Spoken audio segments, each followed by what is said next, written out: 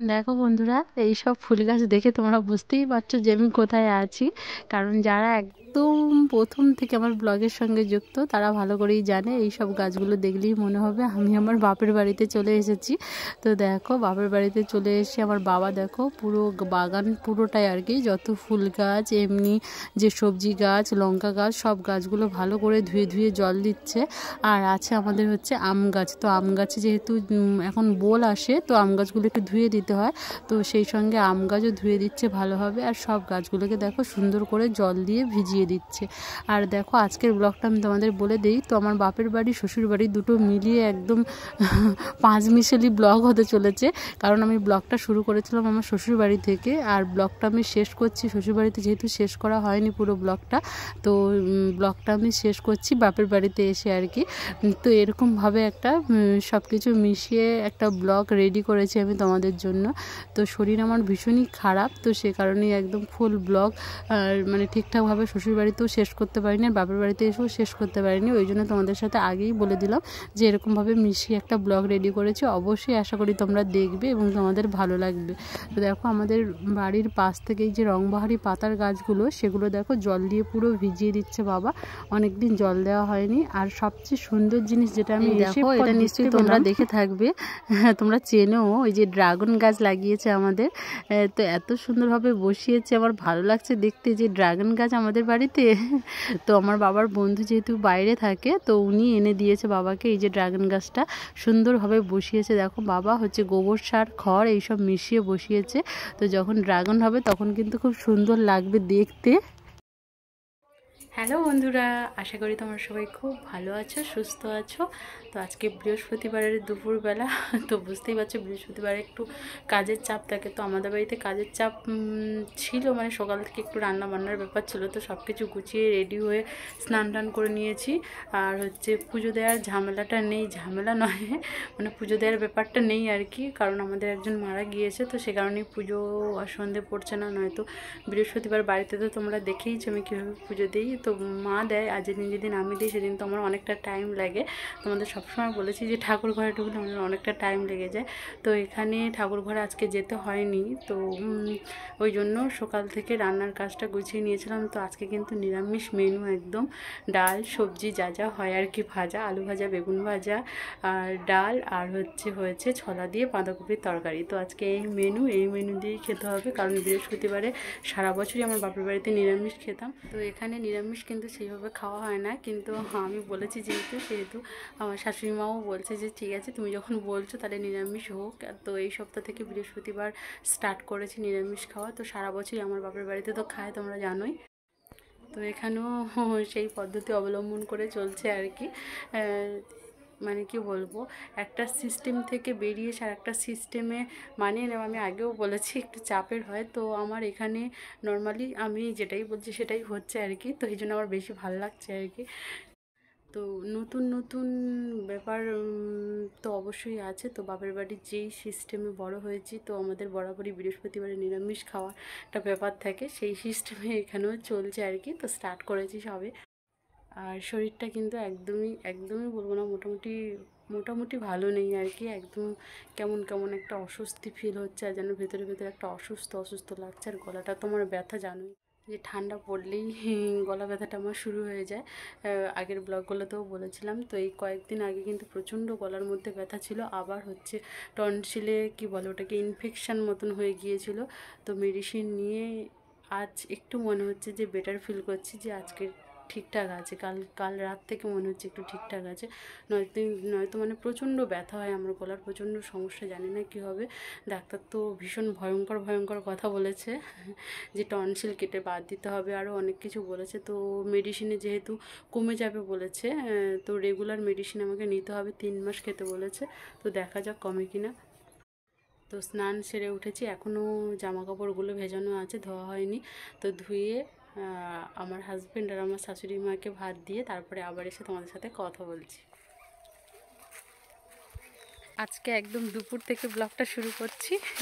আজকে ব্লগটা দুপুর নয়, এখন 3:20 হয়ে গিয়েছে, মানে বিকেল নেমে গিয়েছে। তো আজকে যাচ্ছি একটু মাঠে, প্রচণ্ড রৌদ্র, আমি তাকাতে পারছি না, এতটাই রৌদ্র। তো মাঠে কেন যাচ্ছি বুঝতে পারবে অবশ্যই। তো তোমাদের দাদাভাই আছে সঙ্গে, আমি একা নই। একটা অসাধারণ জিনিস দেখেছি কালকে, যেটা এখানে পাওয়া যায় বলে কোনোদিন ভাবতেও পারিনি। তো সেটা দেখেছি আর কি। তো এটা তুলে নিয়ে বাড়িতে নিয়ে যাব আর কি। তো বাড়ির লোক দেখে অবাক হয়ে যাবে যে এটা এখানেও পাওয়া যায়। তো কি, অবশ্যই জানতে গেলে দেখতে হবে তোমাদেরকে। সঙ্গে থাকো, নিয়ে যাচ্ছি মাটি। তো দেখো বন্ধুরা, এই যে শাক, এই শাকটার কথাই বলেছিলাম এতক্ষণ ধরে। তো আমার বাপের বাড়ির ওইদিকে এই শাকটাকে সবাই চিকনি শাক বলে। আর আমাদের ওখানে ছাড়া আর কোথাও যে পাওয়া যেতে পারে আমি জানতাম না। তো দেখো এত পরিমাণ হয়েছে আমার শ্বশুরবাড়ির মাঠে। তো আমি আগের দিন একটু মাঠের দিকে তোমাদের দাদাভাই নিয়ে গিয়েছিল। তো তখন সন্ধে নেমে গিয়েছিল, তখন আমি জাস্ট ফোনের লাইটে দেখে অবাক হয়ে গিয়েছি যে এত পরিমাণ শাক। তো বিশ্বাস করো, আমি আর পরের দিন নিজেকে সংবরণ করতে পারিনি, কারণ আমার বাড়ির দিকে আমার ফ্যামিলি সবাই ভীষণ পছন্দ করে এই শাক খেতে আর কি। এটা, এই শাকটাকে আমরা বলি চিকনি শাক। তো দেখো, যেহেতু বাপের বাড়ি যাব, ওই কারণে কত পরিমাণ তুলেছি তোমরা দেখতে পাচ্ছ। পুরো একদম ধামা ভর্তি করে তুলেছি, যতটা পেরেছি আমি ততটাই তুলেছি আর কি, যত পরিমাণ বাড়িতে নিয়ে যাওয়া যায়। যদি আমি আগে থেকে জানতাম তো মনে হয় আরও বেশি তুলতে পারতাম।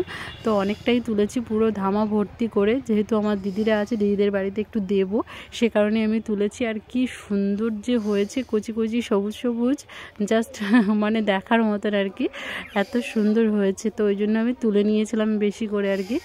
আর দেখো, বাপের বাড়িতে আমি চলেই এসেছি। বাপের বাড়িতে এসে যেটা তোমাদের সাথে আমি শেয়ার করব বলেছিলাম আগের ব্লগগুলোতে, তো ওই জন্য তেলকইটা আমি রান্না করে দেখাচ্ছি। তো দেখো, এখানে পেঁয়াজ বাটা, রসুন বাটা, কাঁচা লঙ্কা, আদা বাটা, টমেটো পিউরি নিয়ে নিয়েছি, আর নিয়েছি 2টো শুকনো লঙ্কা আর তেজপাতা।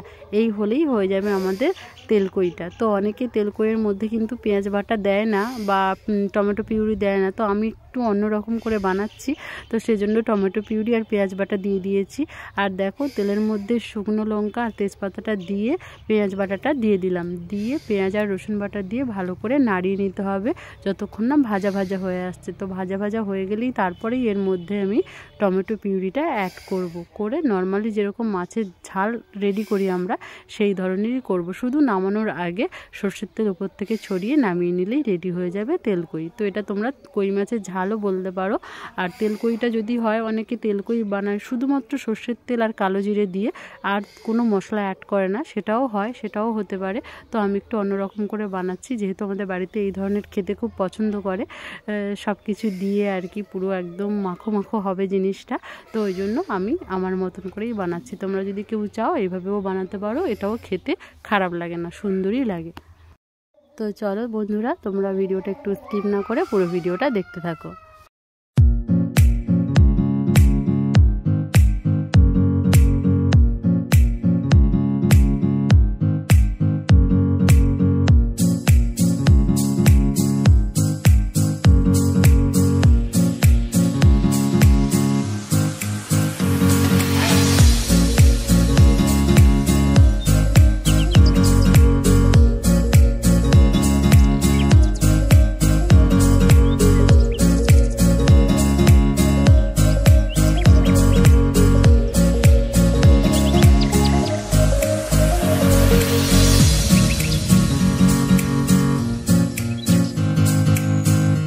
পাচ্ছো তোমরা যে আমি কোথায় আছি। তো বাপের বাড়ি চলে এসেছি। তো বাপের বাড়িতে এসে হয় না, মেয়েদের একটা মানে কি বলবো, যেন প্রাণ ফিরে আসে। তো সেরকম একটা ব্যাপার, যেন মনে হচ্ছে প্রাণ ফিরে এসেছে এরকম। আর এই যে দেখো, আমাদের পুচু কত বড় হয়ে গিয়েছে, ছোট পুচু। দাঁড়াও তোমাদেরকে দেখাই। এই যে দেখো, তাকাও তাকাও তাকাও তাকাও, এইদিকে তাকাও, এইদিকে তাকাও। হ্যাঁ, বলো বলো মাসিমণিদের বলো, আমি কত বড় হয়ে গিয়েছি। তোমরা তো আর আমাকে দেখতে পাও না, আমি কত বড় হয়ে গিয়েছি। বলেছো বলেছো? হ্যাঁ। তো আমাদের 2টো পুজোই কিন্তু অনেক বড় বড় হয়ে গিয়েছে।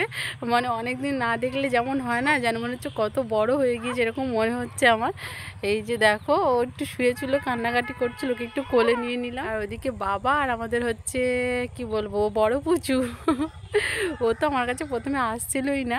তো ওকে তো তোমরা দেখলে, ও হচ্ছে প্রথমে বলছে মাসিমণি তোমাকে না কেমন অচেনা অচেনা লাগছে, এই বলে আর আসছিল না প্রথম দিকে। তারপরে এসেছে কাছে, কাছে এসে কত কথা যে তুমি কেন এত অচেনা হয়ে গিয়েছো, আমার ভিডিও করা হচ্ছে না, আমার ব্লগ করা হচ্ছে না, তো এই সব বলছে আর কি। তো ওকে নিয়ে অবশ্যই তো ব্লগ করব, তোমাদের সাথে দেখাবো অবশ্যই। তো কালকে একটা মানে কি বলবো, বাপের বাড়ি এসে এমন একটা নিউজ দেখলাম, তো ভিডিও বানানোর কোনো ইচ্ছে আর প্রবৃত্তি ছিল না। বুঝতেই পারছো আমি কি বলছি আর কি। তো ফোন খুলে দেখতেই একদমই মনটা খারাপ হয়ে গিয়েছিল, ওই জন্য ভিডিও বানানো হয়নি। ওই জন্য আজকের থেকে আমি ব্লগটা স্টার্ট করছি আর কি। তো বাপের বাড়িতে এসে কত গল্প, কত কিছুই থাকে, তোমরা তো জানোই, সবারই জানা কথা আর কি। তো বাপের বাড়িতে আসলে মেয়েদের যত গল্প, শ্বশুরবাড়ির যত গল্প হয় আর কি। তো এই তো সমস্ত গল্প মোটামুটি এখনও শেষ হয়নি, এখনও হবে আর কি। তো সকালে উঠে ব্রাশ কমপ্লিট করে আর খাওয়া দাওয়ার জন্য প্রস্তুতি চলছে। মা ওই দিকটা আলু মাখছে, ভাত হয়ে গিয়েছে, আলু মাখাটা হলেই খেতে বসে যাব। আর দেখো আমি সর্ব অলংকার কিন্তু খুলে দিয়েছি, তো সব অলংকার খুলেই তোমাদের সাথে সামনে এসে কথা বলছি। এখনও কিছু পড়া হয়নি, কালকে এসে সব খুলে দিয়েছিলাম আর কি। তো আবার একটু কালকে মানে গতকালকে শুক্রবারে একটু বাজারে যাওয়া আছে, বাজারে যেতে হবে একটু, অনেক দরকার, অনেক সমস্যা, মাকে নিয়ে যেতে হবে, মাও যাবে আমার সঙ্গে। এই যে কাঁদছে, দাঁড়াও একে একটু শুইয়ে দিই, তারপরে তোমাদের সামনে এসে খেয়ে দিয়ে নিয়ে কথা হচ্ছে।